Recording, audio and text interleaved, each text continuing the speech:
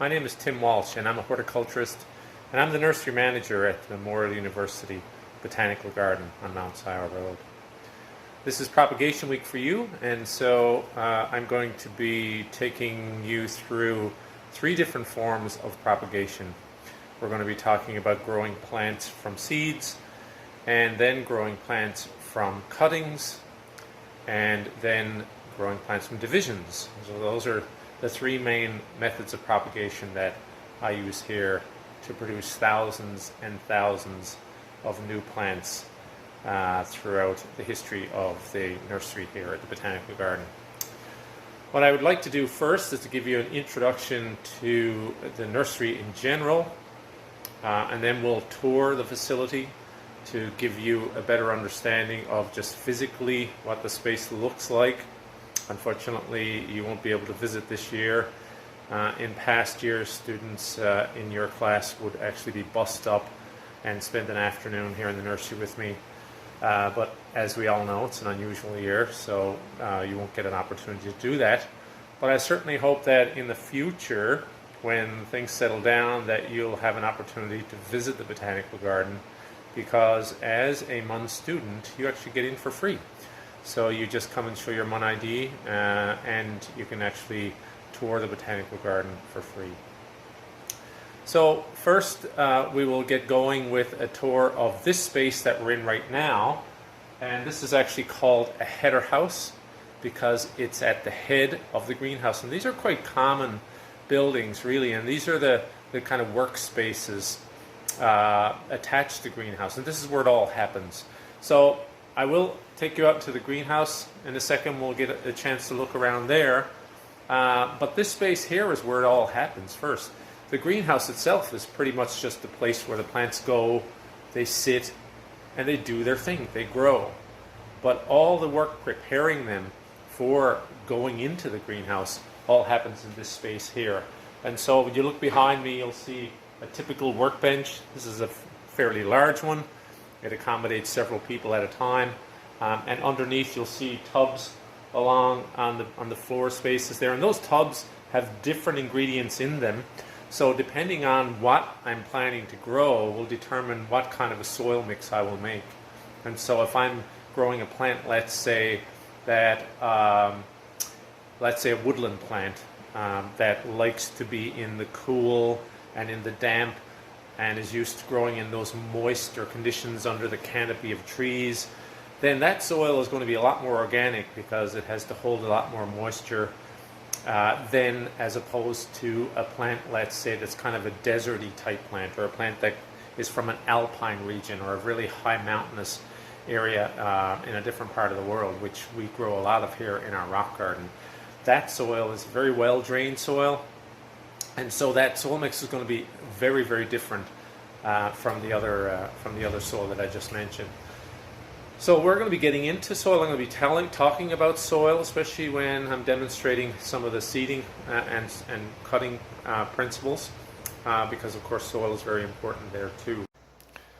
So this is a view of the workbench in the header house, and as you can see, it's a typical workbench. We've got some potting soil here now, all ready to be used in a particular plant project that I'm working on. You can see even some little succulents right here that have already rooted out in the greenhouse in this substrate called perlite. And now we take those out, and you can see there's actually some roots on there already. And these are ready to be potted. So that's a method of propagation from cuttings. Over here, I've got a lot of seeds right now. It's the time of year now for nurseries to be thinking about starting their seeds for plants that we'd like to grow during the up-and-coming growing season. So we've recently received our order from Vessey's and our order from Stokes. We have some trial plants that we're working on here, and as you can see, seeds will either come in these little sort of pill bottle type containers, or nice paper packages, or even plastic. The one thing about seeds is that it's so important to store them properly, that if these seeds were to get wet or super hot, then they would probably lose their viability or their ability to germinate. So that's why we like to keep them dry keep them out of direct sun, keep them away from any heat sources. And usually these seeds here are kept in this box and kept in a refrigerator until I'm ready to use them. We'll make our way along here and we can actually see some more cuttings. These are succulents. This is a variety commonly called burro's tail or donkey's tail. It's a hanging succulent plant. This is an echeveria, and you can even see some roots already starting to form on the lower part of that here. So there's various cuttings here that I will now take those cuttings and put them in a substrate that's going to work for them. And we'll be getting into, of course, how to do that properly when we get to the section on cuttings propagation. But I just wanted to show you the wide variety of succulents that we sometimes use. Up here, a supply of pots, of course. Nurseries, greenhouses use quite a wide variety and sizes of pots. You'll see clay pots on the right and plastic pots on the left. When we get onto the greenhouse, you'll see that most of them are in plastic pots. Down under the bench, what we've got here, which is pretty important, we've got all these tubs, and these tubs have various different ingredients in them. And so depending on what sort of plant I'm working on will determine what kind of a soil mix I will make. And so it's sort of like cooking at home. When you're making a recipe, you use certain parts of different ingredients in order to create the recipe. It's the same with soil. We don't use exactly the same soil mix for every plant that we're growing because different plants have different soil requirements. Some of them prefer to be more well drained, like these succulents that we're showing here, while others, like our common garden plants and woodland garden plants, hostas and primulas, they prefer more organic soil, so that soil will be a lot more rich in things like peat and leaf mold, or even compost. And over here, what looks like garbage is actually compostables. So everything, both here in the nursery greenhouse and in the botanical garden, outside gardens, everything organic gets thrown into a compost pile. And here is the collection bin. You can see very familiar plant leaves and stems and even some old soil. And all of that material, some of it's a little dry like you see here, and other bits are a little bit more wetter, like again these succulent leaves which are very super green and wet.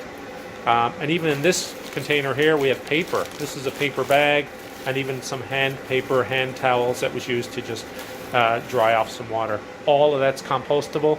It all is thrown into a large compost pile which has time to decompose, rot down, and create compost, which is used to fertilize and augment the soil in our botanical garden. And finishing off with our header house tour, over here is our main potting bench where we have a sterilized soil called ProMix, and that's the ProMix that we're going to be using today to do our cuttings and our seeds in. And as you can see right here, lots of seeds are being sown right now. Things like these beans and peas and corn that are all used in your labs. So any of the labs that were shown to you this year, those seeds were started here in the nursery. Over here we have our computer, which is no different than any other computer, other than the main tool that we have right here is this label machine. And this label produces tags. And so we can program into the computer how many tags we want and the lines of text on the tag, and the printer will spew out as many labels that we need, which is a very useful thing when we're potting up maybe 50, 60, 70 of the same thing. And finally, a couple of more things over here. These are the couple of furnaces that we have. Each greenhouse has its own furnace. So we have 2 greenhouses, and they each have their own furnace. So that way I can control 2 separate environments, so I can grow different plants in each greenhouse that have different environmental heating requirements. And the final thing in here is this fertilizer mixer right here. So the fertilizer is siphoned up from the reservoir below, which is a concentrate of fertilizer, and that way I can just set the hose out in the greenhouse and be automatically fertilizing through the hose. Now I'll take you out in one of the greenhouses for a tour. As you can see, we've got 2 greenhouse doors here. We've got two separate bays. They are exactly the same greenhouses, only this one right here is kept at a more tropical temperature, and so the temperature never really goes below about 19 degrees in here, no matter what time of the year. So right now it's February the 23rd, and the temperature outside is about -6, -7, and in here it's 19 degrees Celsius. And so that's why I'm able to do things like grow bananas, for instance. You can see one's just about to ripen up right there now. As we move away from the bananas, we'll come along this bench here and see all these wonderful succulents, and I talked about them earlier. And we like to grow a variety of different plants such as succulents, because down in the garden we have another greenhouse that is for the display of plants for the public. So this is the nursery where the public actually doesn't get to come and see. But here is where we produce all the plants that eventually go on display across the way at the Botanical Garden. So all these succulents, things like the burro's tail that we talked about earlier, things like this aloe right here, and these echeverias, and another really spiny aloe right here. Quite a wide variety of plants in this greenhouse. Even a Christmas cactus just about to come into bloom there, and a very common prickly pear opuntia cactus with its very, very sharp needles. We have to be very careful not to get too close to that one. We've got some supplemental lighting, and you can see that here shining down on some of these plants, giving them an extra boost of light, especially for this time of the year where the sun is not very bright in our northern climates. But lots and lots of succulents. Some jade plants right here. And then these wonderful group of plants, commonly called air plants, Tillandsia. They're called air plants because they seem to grow just up in the air. Well, they grow actually up in the trees, but they grow without huge amounts of soil. And so these are all mounted on top of this piece of driftwood right here. Beautiful, beautiful plants. And they just need enough of a hold on the stem of the tree in the wild to attach a small root system, and then it gets all of its nutrients and the water that it needs from the surrounding air, and the very little nutrients that it needs it gets from decaying plant material.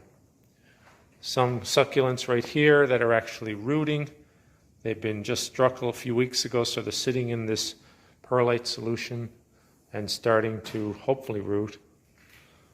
As we make our way down, we'll see begonias and the common spider plants.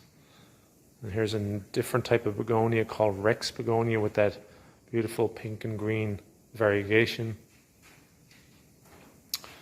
We've got some bromeliads there. We've got little baby tomato plants, which we're going to be dividing and potting up in a little while. And another fairly large banana right here. A lovely begonia in full bloom. And right here I'm working on some propagation of ferns. And as you can see, they're starting to grow quite well now. And these were all grown from fern spores. So the spores were just dusted over the surface of the soil. That one's well advanced, and you can see this one is just starting to produce what look like fronds right now. So that's a quick overview of the greenhouse, just to give you a sense of the space. As you can see, again, a wide variety of plants. We grow a lot of different plants here at the Botanical Garden for a lot of different reasons. There's a very large jade right here. That'll make its way down to that display house. This geranium right here, unfortunately for you, you can't smell that, but it's actually a scented geranium. When you rub that leaf, it releases a very, very strong and beautiful lemon scent, which of course a lot of plants do have that quality. Again, a lot more succulents here. Some orchids with those classic air roots that help those orchids in the wild wrap themselves around the tree bark to help them grow up in the canopy of the trees.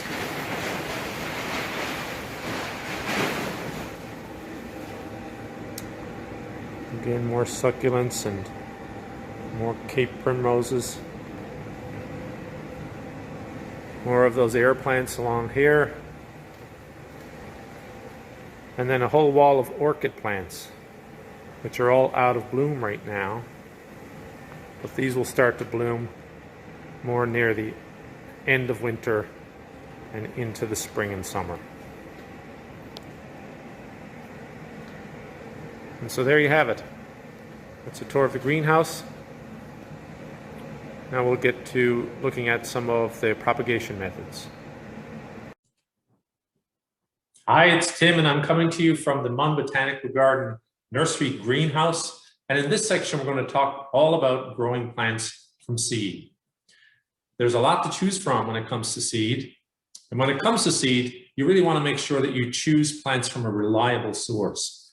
Make sure that the companies that you purchase from or the friends that you may get your seed from know what they're talking about, that they're giving you seed that have been stored well, that have been good quality seed in the first place. And that ensures that in the end, you will get good results. We don't want to find ourselves 2, sometimes 3 weeks down the road looking at our seed trays and wondering why we aren't seeing good germination or any germination for that matter. And it often comes back to the fact that the seed was poor in the first place. So reliable companies have done a lot of work and they've prepared the seeds really well, and they've kept them out of bright light, out of heat, kept them away from moisture in order to ensure that by the time you get the seeds, they're ready to sow and they're ready to grow, and you'll get some really good results from that. So we're standing in this wonderful greenhouse here at the Botanical Garden, and greenhouses are fabulous places for growing plants as they are. Wonderful light. In this case, you've got supplemental heating that'll warm this room up when we need it in order to create those good growing conditions. So it's a great place for growing plants. It also, unfortunately, becomes a really great place for growing insects and diseases. And so one of the ways that we can combat that when we're growing our plants from seed, or growing any plants for that matter, is to be as clean as possible. So when it comes to anything that we're going to be growing these plants in, any of our pots, in this case, I'm using a brand new pot. So I know that it's clean. I know that there's nothing in here to worry about. But if I was reusing a pot, which I do all the time, and I would encourage you to as well, make sure that that pot is clean. So clean that pot with soap and water, just like you would your dishes at home in the kitchen. If you're reusing any other type of container for growing plants in, and I encourage you to do that as well. Oftentimes we see lots of folks using those clamshell containers that we often buy lettuces and other vegetables and fruits in, grapes, for instance, from the grocery store. Those are great because they've got this wonderful plastic base, and then they got a nice lid to create a humid environment after the seeds go in there. No matter what you use, whether it's a milk carton that's been cut in half, make sure that you clean out all of the excess materials in there, get any leftover food waste out of there, clean it in good soapy water, and let it sit on the shelf to dry before you use it. Now, of course, the same thing goes for the soil. Now, we can't, of course, wash soil, but we can start out with soil that is of good quality. And in this case here, I'm using what's called a soilless mix. It's called a soilless mix because it is basically primarily peat. And in this case, we've got peat with these tiny little white bits of mineral in there, and you'll see it right here, and that's called perlite. And perlite is a mineral, and it's added to the peat to give it lightness, to help expel any excess moisture that we don't need in the soil, and create some drainage, because peat by itself will be holding on to way too much moisture. So we've got our seed, we've got our soil here, we've got our pots. Let's have a look and see what we're going to grow today. So what I've gone ahead and done is I've actually sowed some seeds beforehand. And so we can get to the next stage in a little while to show you what to do when your seeds germinate. But for now, let's look at growing the plants from seed. And I'm going to tip my camera down so you can see my hands. You can see the work that I'm doing here. So what I've got here is actually a tomato seed, and it's a variety called Tiny Tim, and it's a variety that's been on the market since the 50s. It's an incredibly reliable small cherry type tomato. And the reason I continue to grow it, it's because it's so reliable and it grows so well. So here's my pot. And now I'm going to take the soil, put that soil into my pot here. And what I'm doing here now is I'm actually removing some of the excess air that's in that soil. I'm being careful not to pack the soil down too much, because if I really pack that soil down super hard, then I put these little seeds in here, those seeds are going to have a difficulty penetrating down into that really hard packed soil. So I've got a nice flat surface here. You can sometimes even use a second pot to flatten out that soil to create a nice flat surface to put our seeds. You'll also notice that I'm leaving a space between the top of the soil and the edge of the pot. And that's a little reservoir that allows me first room to add more soil, because I'm going to lay my seeds on there and then I'm going to cover them over. But also when I'm watering, I want the water to sit on the soil and percolate down through. As an example, if I was to fill this pot right to the surface with soil like this, now when I water, you can see what's going to happen. If I put water onto here now, the water is just going to spill off and down onto the side and not actually penetrate down into the soil where I really need it to be. So let's correct that again. We've got our pot filled with soil here. Now let's look at the seed. These seeds are really tiny. I don't know if you can see in there, there's actually hundreds of seeds in there. Just as an example, I'm going to share my screen just to show you how seeds can be so tiny. So these are snapdragon seeds that I grow each year for the botanical garden.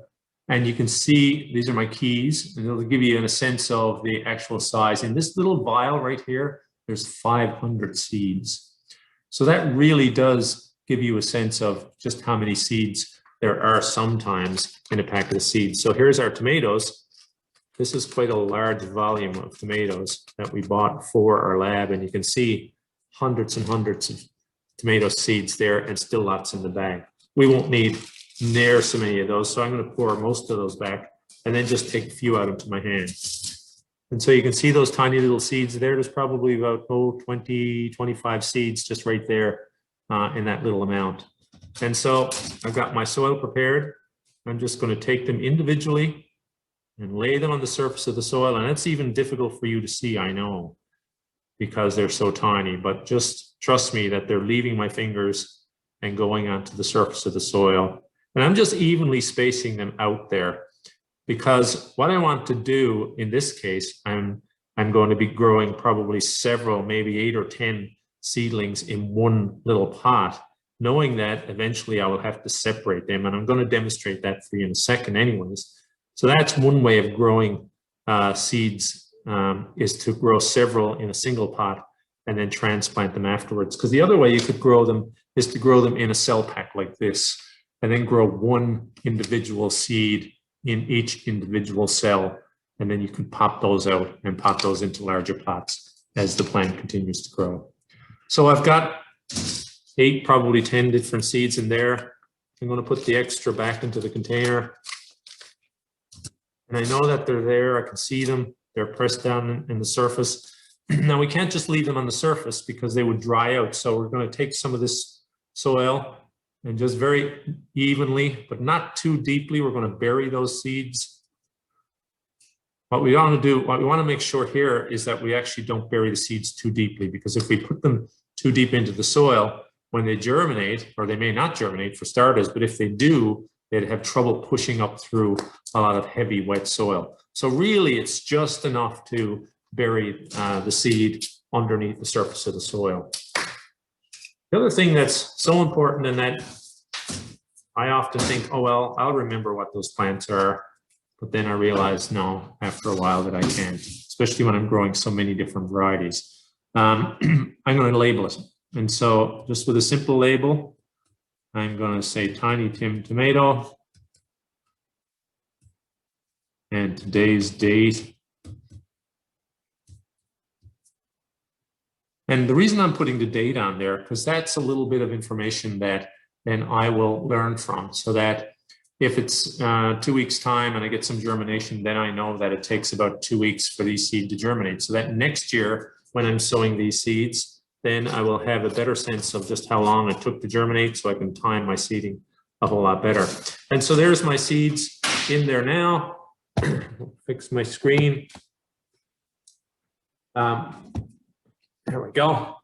And the next thing we need to do is to water these seeds. And so I've got a watering can here, and it's a little difficult to do in this setup. Normally this would sit on a bench, but in the interest of you being able to see what I'm doing with my watering can, I've got a nice gentle raining action of water that's spreading over the surface of that soil, being careful not to flood out those seeds. And I want to make sure that that soil is evenly moist. So I'm putting a lot of excess moisture on there just to make sure that it's not just a small amount of water on the surface of that pot, but that water has gone deep down into the soil. And I can even see dripping out the bottom of those drainage holes. So that's really good. That tells me that there's a lot of water here now, and that those seeds will not dry out, and they will sit there and hopefully in time germinate, and we'll have some new plants. The next thing to do is, well, what do we do with it? So now we've done all that work of choosing the right pots, the seeds, the soil, the label, we've got them all in there. The next thing to do is to really improve the chances of these of germinating by putting them in a really nice humid environment. So what I'm doing here now is simply putting this whole pot inside of a Ziploc bag. And I'm just going to zip that closed, trap some air inside. And now what I've basically done is I've created a greenhouse effect. So any moisture now that leaves the surface of that soil will come up and condense on the bag and then fall back down around. And it will create an evenly moist setup inside of this bag so that the seedlings never dry out. And we'll keep an eye on this. We're going to put this now in a warm environment. So for you at home, it's a little different than, of course, here in the greenhouse. You would put that near a sunny window in a warm room, basically. If you have artificial lights, even better again, you put it under the artificial lights and keep an eye on the germination. Every once in a while, depending on how long it takes to germinate, you might want to open up that bag, let out some stale air and let in some fresh air, reseal the bag again, and then put it back in place. And in time, we've got good pot, we've got good soil, we know we started with good seeds, we've got it in a warm environment, we've got it with some good light. We will definitely start to see germination. When germination happens, you start to see new leaves shooting up there, that's the time to start opening up this bag, take it out of the super moist environment and just sit it in the open shelving and watch those plants grow. Now, we've put several seeds in here. There's a good chance, because these are all good quality seeds and good quality soil and the like, that a lot of them, probably 80% of them will germinate. So if I put 10 seeds in there, 8 of them are going to grow. This is too small a pot for 8 tomato plants to be growing in. In fact, in time, this is too small a pot for 1 tomato plant to be growing in. So what will happen is that we'll have several of these germinating, and when that happens, we have to take them out. We have to put them into their own individual pot. So what I've done, I went ahead and actually sowed some tomato plants a few weeks ago. Same variety, Tiny Tim. This was sown on January the 27th, 2021. Today is February the 24th. And so pretty much a little bit less, probably 3 weeks. And we've got this here. Now this is, again, in a greenhouse environment. It's a little bit different than what you might experience at home because we have perfect growing conditions here. But I did sow them all intentionally thick so that we could demonstrate what we need to do next in terms of transplanting. So I'm going to pop out one of these here, and you can see that I've got several little tomato plants right here, all growing together in this plug. I'm looking like 1, 2, 3, 4, 5, 6, 7 small little tomato plants. Way too many tomato plants to be all growing together. So now I'm going to separate those and put them all individually into their own pot. So I'm going to tilt my screen again so you can observe this process. There we go. And so first thing I'm going to do, I'm going to get my pot and prepare it I'm not going to fill it right to the top just yet because in this case, we're going to have some roots that we have to fit into this pot. So now I'm just going to gently separate these. And so what you got to watch out for here when it comes to separating or transplanting your seedlings, and there could be times that you're doing these when these plants are even smaller again, is that right now we've got a collection of plants there, and each individual plant has the original cotyledons or the original seed leaves, which are these simple leaves right down here at the bottom.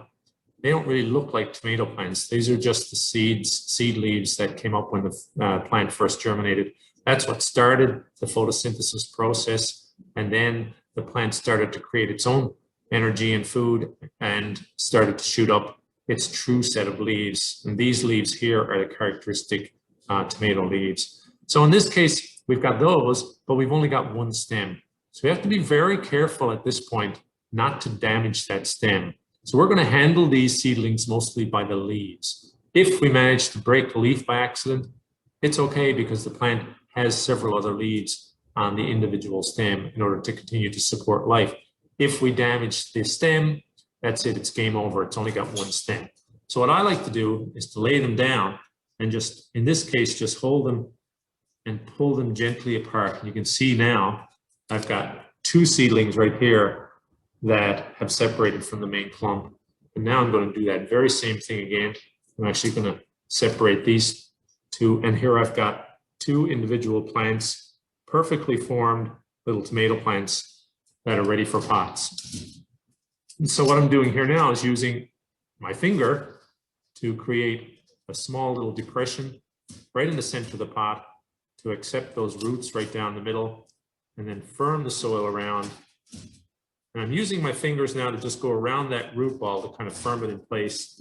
And then I'm actually going to come over to here and get a bit of extra soil in there, being careful not to bury the plant too deeply.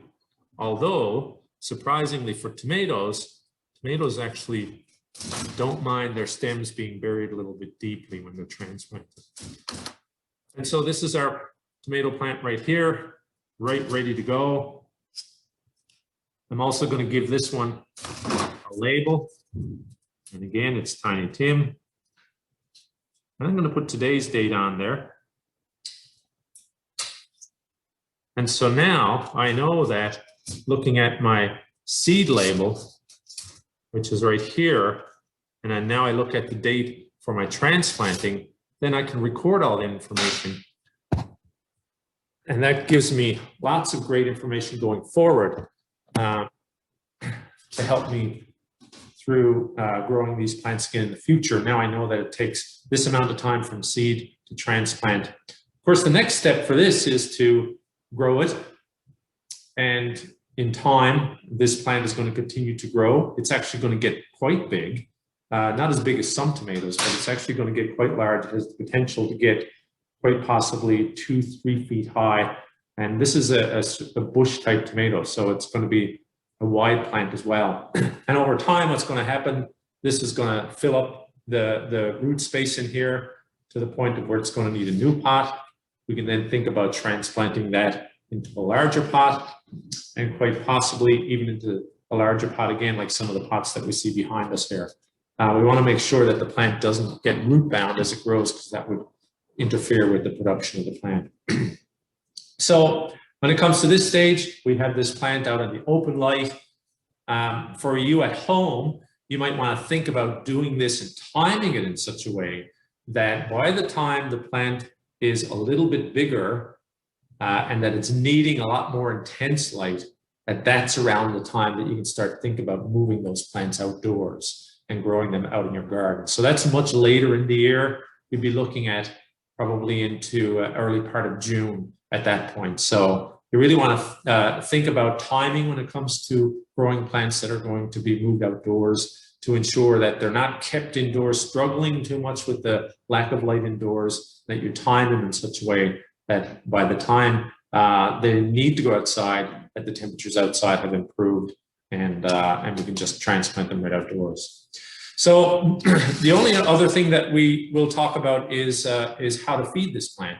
So of course, this is just a soilless mix that we talked about. It doesn't have any nutrition in here whatsoever. And so we really have to feed this plant the food that it needs in order to develop. And so we need, of course, to give it fertilizers. And so when it comes to fertilizers, there's a couple of different ways that we can fertilize. We can fertilize first with this water-soluble fertilizer. And this is a very common type of fertilizer that's on the market. And the one thing about fertilizer is that it comes in different formulas. So in this case, we've got 10, 52, 10. I've got another fertilizer here. This one is 20, 20, 20. And those numbers represent the macronutrients that plants need in order to develop properly. And so the first number always represents nitrogen. The second number always represents phosphorus. And the third number always represents potassium. And so in this case, we've got 10% of this fertilizer is nitrogen, 52% of this fertilizer is phosphorus, and 10% of this fertilizer is potassium. Nitrogen is what plants need in order to develop good leaves. And so if we think about, let's say, a lettuce, which is nothing but leaves, we would look for a fertilizer that has a high nitrogen. Or if you think about growing a lawn, lawn fertilizers are typically very high in nitrogen, because really when you want to grow lawn, you want to grow grass, you really just want a nice green leaf. And so those fertilizers will be high in that number. This is not what we need right here, because we've got a small little plant. We don't want a huge amount of growth right now, especially after that transplant. The next number, phosphorus. Phosphorus is what the plants look for to grow roots and flowers. And so in this case, we've just disturbed this root system. We had this plant growing in its nice little family unit there with 7 or 8 of them growing together, and we just separated them. And we may have more than likely damaged some of those tiny roots. But what we want now is those roots to move out into the soil. And so this is the fertilizer for us right now. This is 52% phosphorus. And that phosphorus is going to stimulate that root growth and help those roots develop nicely into that pot. And then finally we have potassium. And potassium is good for overall disease resistance and plant health. So NPK, nitrogen, phosphorus, and potassium. So we will give that fertilizer based on the manufacturer's recommendations and sit this plant in a nice, warm, sunny area, and hopefully in time, this plant will continue to grow to the point of where eventually a new pot, and hopefully at that point, outdoors in the warm sun. So there you have it. That's seeding 101. Hopefully you got some tips from that, and you will be growing some plants of your own this year. Stay tuned for the next section.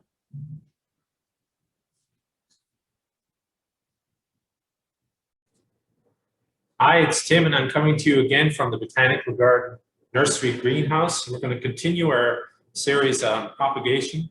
And in this section, we're going to talk about propagating by cuttings. We've talked a lot earlier about propagating by seed, and that's taking the seeds from a plant and creating a brand new plant. And that is a form of sexual propagation between plants. So if we look at how a plant reproduces from seed, it's basically pollen from one plant's flower moving to the receptacle on another plant's flower and fertilizing that flower. And that flower develops seeds, and those seeds then in the wild would fall to the ground and produce new plants. That is a set form of sexual propagation where the genetic material from both plants are mixing and to produce a brand new plant.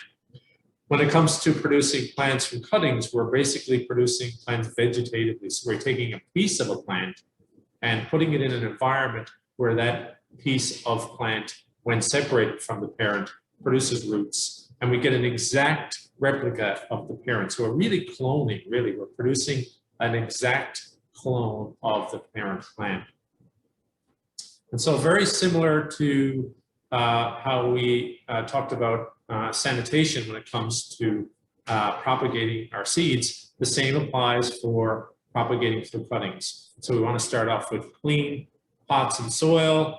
we want to start off with as clean an environment as possible, because again, greenhouses in this case, or your windowsill, is a great place for growing plants, but it can also be a really good place for growing insects and diseases. So we really want to start off as clean as possible by making sure that our pots are clean, that our soil is good quality, and let's start that off here by filling up this pot. So I'm going to start by putting some soil into this pot, and again, I'm just with my fingers, just gently removing some of that airspace. I don't want that soil to be packed down super hard into that pot, because again, we're putting a cutting into here that doesn't have any roots at all. And we want to stimulate roots and allow those roots to move out into that soil. So if that soil is packed down really super hard, it's going to be difficult and stressful for that cutting to push those roots out into the soil. And so this is our pot. I'll lay that here for now. I'll do a close up in a second, so you can see what we're doing. And this is the plant I decided that we would take cuttings from today. And so this is it's actually a scented leaf plant. It's called a pineapple sage. And unfortunately, you can't smell this, but when I'm rubbing this leaf now, I'm actually releasing a beautiful pineapple scent, which is a wonderful plant to have around for that purpose. And so the other thing that I've got going here is that I've got a glass of water. And so the one thing that we have to think about when it comes to cuttings is that once we separate a piece of a plant from the main parent plant, it doesn't have the ability to drink water anymore. So let's think about this plant and compare it to ourselves. So we transpire, we sweat, and we lose moisture from our body through our skin. And we also expel moisture when we urinate and those types of things. So, but when we do all of those things, we replace that water by drinking. Plants kind of do the same thing in that they sweat. And when they sweat, it's called transpire. And when they transpire, they lose moisture through the leaf. And the leaf moisture is expelled and just releases into the air as vapor. Of course, when that happens, it replaces that moisture by taking it up through the stem, and the stem is connected to the root system, and the root system is into the soil. And so all of that happens very regularly, that a plant is sweating, it's transpiring, moisture is leaving the leaf, it's replaced by moisture from the stem, which comes to the root system. When we take a cutting, we are in effect separating that. We are taking away that plant's ability to replace that moisture. And so it's very important that we put this into a moist environment almost immediately in this case. There are some plants, yes, some cactus and succulents and things that can be separated from the plants a little bit more for a longer period of time. But in this case, and in most cases, in most house plants and those types of materials, that we really want to get it into water very quickly. So I'm going to take probably about a 15 centimeter, maybe a little bit less of a stem here. And we want to prepare that portion of the stem right here that's going to be inserted into the soil. And so what I'm going to do is actually, in this case, just very easily remove those leaves. And they come off incredibly easy. And you can see there, you can pinch them off nice and easy. I'm going to actually just drop that into my water here now. And I'm going to prepare probably 3 cuttings, maybe even 4, because that's the amount that I can fit into here. So very quickly, I will do that. I'm going to remove some of these stems, put in the water. And there's the 3rd cutting, incredibly healthy material here. Getting rid of those bottom leaves. That into the water. And then finally, my 4th cutting. Move our plant out of the way. So here's my 4 cuttings. And the 4 of them are nicely seated in the water now. They're protected from drying out until we get to the next phase. So for the next phase, I'm going to just tip down my camera so you can see what I'm doing down here. Okay, so here's our cuttings right here. Our soil is all ready. I've got my pencil here because I'm going to make a label. And just like the previous video on seeding, labels are really helpful because they give us a small amount of information to help us learn. And in this case, we're going to be learning from the date that I'm putting here, how long it took for this to root. So this is pineapple sage and today's date, February 24th, 21. So that's going to go in there. So these are our cuttings right here. Now, you saw me take that cutting and I cut it using my clippers here. And that is a nice sharp cut, but it's a bit of a crude cut. And so what we really want to think about is cleaning up that cutting as best as possible. A couple of other things. One thing about roots is that where leaves join the stem, so this part of the cutting right here where leaves join the stem, and I pulled off a couple of them around here. One was about here. These are called leaf nodes. And there's a lot of cell activity going on in leaf nodes because this is where there's a lot of growth being localized in order to produce leaves. And so there are a lot of hormones that are naturally present around leaf zone areas. If we ensure that some of these leaf nodes are inserted down in the soil, then those hormones will actually act as growth stimulators for roots. So we want to make sure that it's a little bit difficult to see on this small cutting, but I can see that there's a leaf node right here and there's another one right here. So I'm going to leave those two there because if I have one leaf node down into the soil, that's going to be really good. If I have two leaf nodes inserted into the soil, that doubles my chances of good roots. And then I've got a really sharp razor blade here because what I want to do is clean up that lower cut. I'm going to bring that over here onto a cutting board. And then on a sharp angle, so I'm not actually cutting straight across, I'm actually cutting on a sharp angle because that actually opens up more tissue in the bottom of that cutting, which allows moisture to more easily come up into that stem. I'm going to slice that there. I'm going to put that back into the water. I'm going to do that for all of my cuttings first before we go to the next step. So here's my cutting here. I'm actually going to remove some of these leaves here too, because that's a fairly large cutting. Again, just below my leaf node, nice sharp cut and a sharp angle. Just below my leaf node, back into the water. Again, we're not letting that cutting sit out into the water for any length of time. And again, so here's our 4 cuttings prepared again. And now we'll clean up our site here. Okay. So that's great. These cuttings I know are fairly easy to root. I do know that. I've been rooting these cuttings for quite some time, and I know that just simply putting those cuttings in that soil now and follow a couple of more steps that I'm going to show you, it will likely root. But there are some products on the market that are out there to help, and one of them is rooting hormone.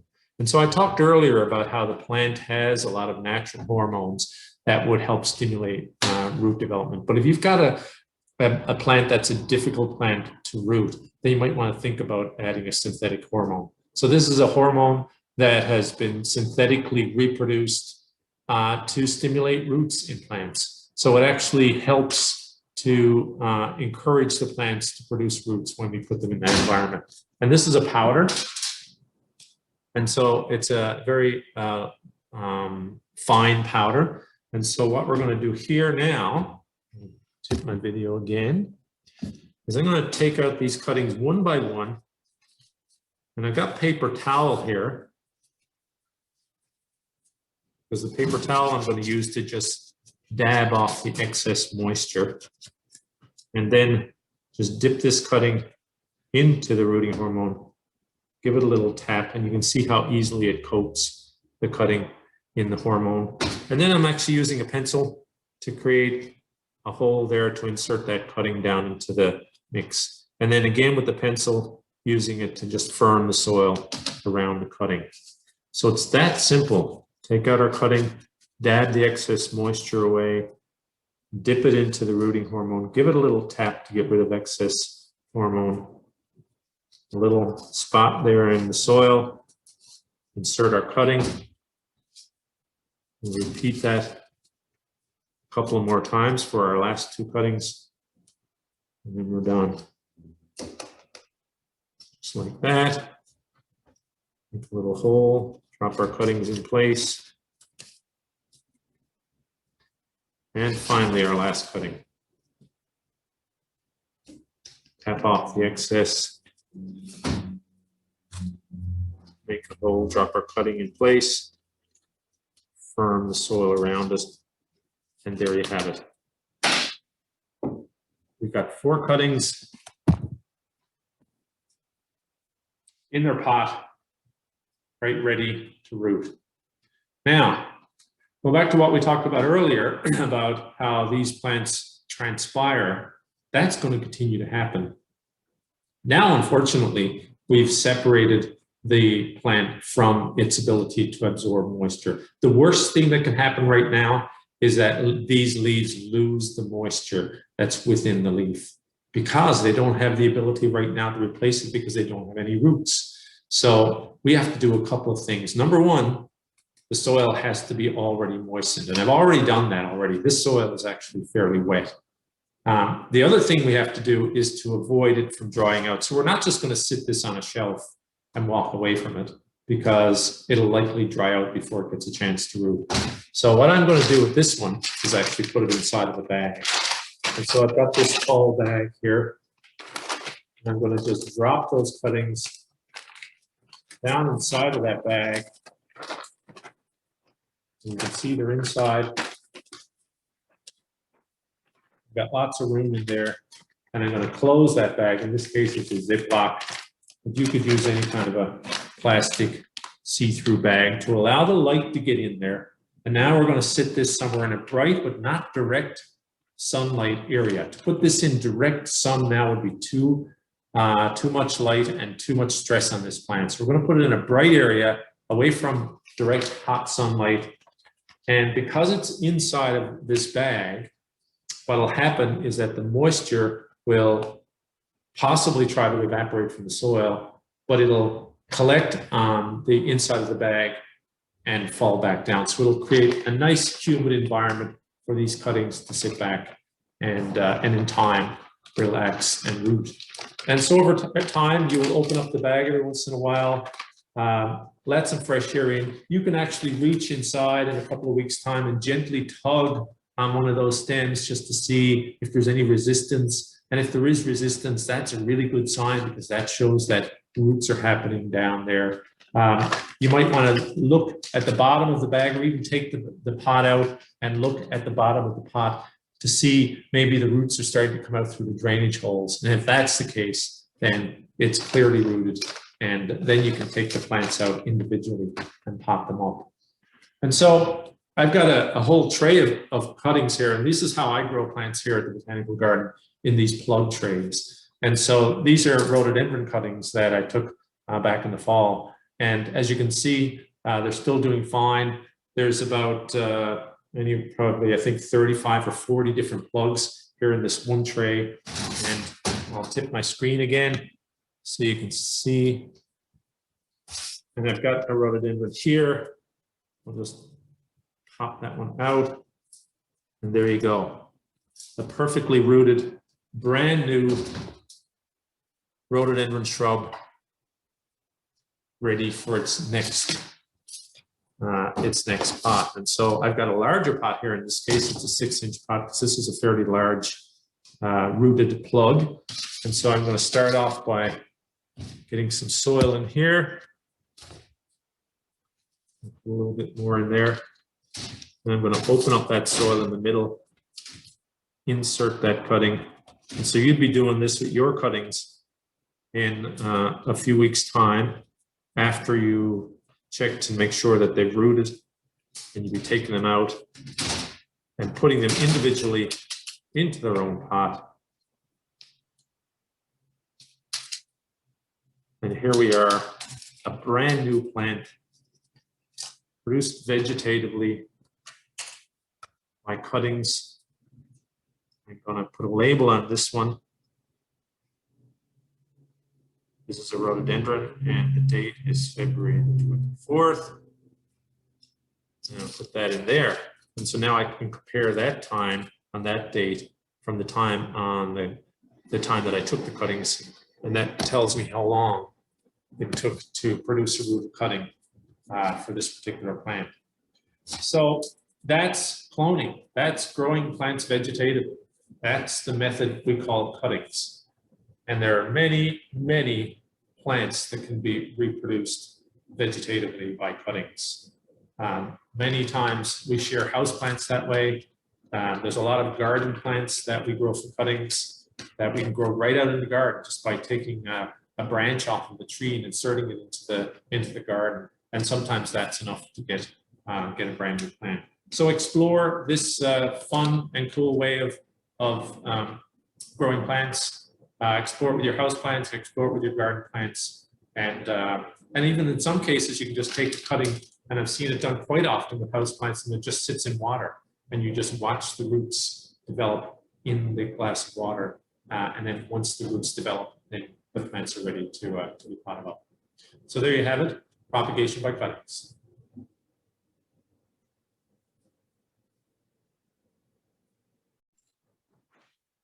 Hi, it's Tim, and I'm coming to you from the MUN Botanical Garden greenhouse, and we're continuing in our series on propagation. And in this particular video, we're talking about propagating by divisions.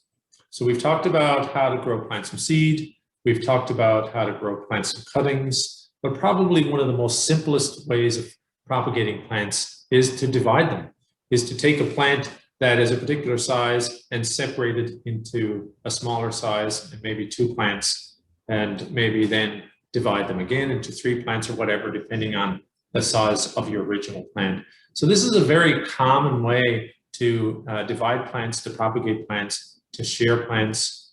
It is probably the most common method of how gardeners share plants from one garden to the next, by simply digging up a piece of a plant that's in the garden and transplanting that into another plant and another person's garden. So that's a method of division. And so I figured the best way to demonstrate that here is to do it with a house plant. And of course, that's another way that people share plants as well, very easily by dividing house plants. And so I've got this plant here. It's a plant called Sansevieria is the genus, commonly called snake plant. And it's a tropical plant, which of course a lot of our house plants are. And this plant has actually gotten quite large for its pot. So you can even see how the pot is even misshapen, that the plant is growing so aggressively that it's actually bulging out the side of the plant. And I started off with one small little cluster in a small pot, and now it's developed into several clusters of shoots and leaves there. And it's really now kind of stressed, and it should be separated individually, or at least made smaller, and then put into an appropriate size pot. So I'll pop this out of its container here, and I'm just squeezing it from corner to corner to help release that. And there is our very root-bound plant. And you can see those very healthy orange roots all growing. And in fact, they were growing out and have now even taken the shape of the pot to the point of where we can just stand it up by itself. So really, that's a good indicator that it's time to separate this plant. So I'm just going to lower my screen so I can get this on the table and we can separate that. So really, it's as simple as getting our fingers in here and separating these. And in some cases, you may even hear like that, some roots breaking, because there are some fairly large roots that connect these plants, but there's all these individual feeder roots that still remain. So that's an incredibly healthy little plant right there that I'm going to pot up. And you can even see here how we've got this little offshoot growing out to the side that I can even separate that if I want to and create a very small little cutting right here, a little brand new clone of the parent, right, ready to be potted up. And then we've got this main plant right here. So simple division from one plant. Now I have 3 plants. So let's pot those up. We'll get some of our soil here. And I'm going to put some soil, not too much, in the bottom of this pot first, because I got a lot of roots to fit in here this time, and I don't want the roots to be exposed. So I want to make sure that I put just enough soil at the bottom of that pot to seat the plant. And then we can get some soil around there. And I'm being careful in this particular case not to get soil down inside of this, this plant here, because that would be very difficult to get out. And it would just sit there and quite possibly cause some rotting over time. We don't want that to happen. So I'm going around the outside of the plant, and I'm turning the pot around from time to time so that I can get the soil evenly placed there. I tap the pot every once in a while just to settle the soil. And again, just like all the other pottings and all the other videos that I've shown, when we're potting, we want to leave a space on the surface of the soil, between the surface of the soil and the edge of the pot, to allow a space for water to settle when we water this plant, so that the water will make its way down into the roots. And so when we first water this plant now, it's first watering. I really want to make sure that the water goes deeply down into that soil, because you saw how we disturbed the root system. We really need that water to get down and kind of get exposed to all of those roots. And we're going to water this with a transplant fertilizer. And that's a fertilizer that's high in phosphorus, in this case 52% phosphorus, nitrogen, phosphorus, and potassium, 10, 52, 10 in this case. And the 52% phosphorus is what's going to really help heal those roots, because as you can recall, when I separated them, you could even hear a break. So I broke a fairly significant piece of root there.